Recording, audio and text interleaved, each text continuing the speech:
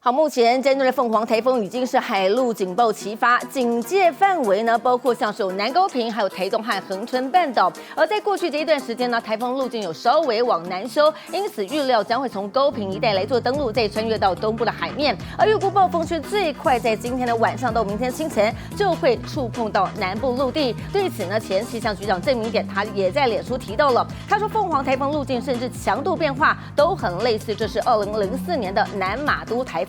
好，的确，目前凤凰台风已经减弱为轻度台风，但是还是不能够掉以轻心。我们来看到是气象专家林德恩就提醒了，今天迎风面的共伴效应是最为明显的。其中呢，气象署持续针对包括像是宜兰发布的是超大豪雨特报，另外像是双北跟华东同样都是有大豪雨发生的机会。而到了明天，随着台风来做登陆，南部地区尤其要严防强风豪雨，高雄地区适逢大潮，更要小心海水倒灌。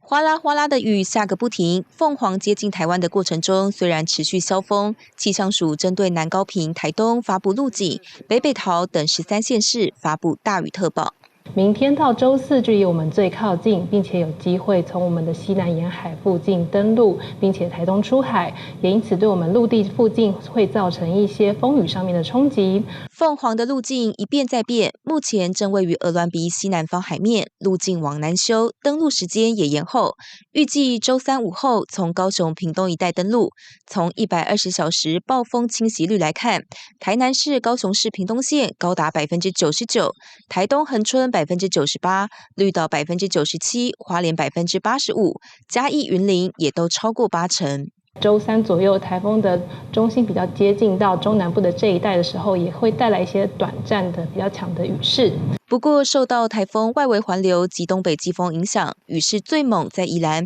山区有局部大豪雨或超大豪雨，北市山区、花莲、台东也得慎防局部豪雨或大豪雨。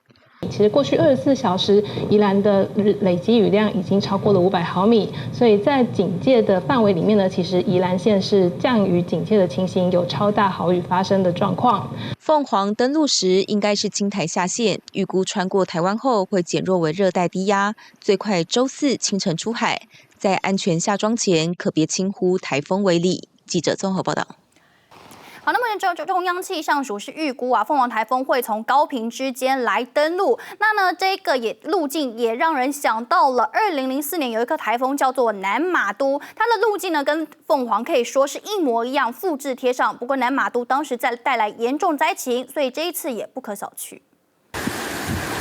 道路城的大河流夹带土石滚滚而下，2024年山拓台风夹带惊人风雨重创高雄。这回凤凰台风虽然很有可能跟山拓一样从南部登陆，不过从路径来看，前中央气象局局长郑明典认为凤凰更像百年东台南马都。发生的位置、它移动的方向，还有它的强度变化，南马都也是到中度台风。所以这方面他们相当类似。那如果去看它的天气图，当时的天气形态也有一点类似啊。这个南马都也是在一个热带一个比较大的低压里面发展出来的。2004年12月的南马都是观测史上唯一12月登陆台湾的台风。当时从屏东枋寮登陆后，穿越南台湾出海，并跟强烈东北季风产生共伴效应，造成当年花莲布路湾累积雨量高达1090毫米，并造成2人死亡。而现在的凤凰也跟当年的南马都一样，绕过吕宋岛后北转。郑明典认为，接下来很有可能像气象署所预测的，在高屏地区登陆。这一次算是不确定性比较小。他们讲的不确定性是因为我们台湾地形比较特殊啊，这个路径或者说我们讲说登陆点稍微差一点点，各地的风雨就会差很多。不确定性是在这里。那路径的话，其实从一开始掌握的相当好啊。台风环流导引气流图也显示，北方地面冷高压弱，东亚主槽也明显偏弱，导引凤凰台风往北的槽线结构较浅，目前矢流状态有可能使台风不再偏西走，再稍微偏南通过台湾，南部民众可不能掉以轻心。记者总报道。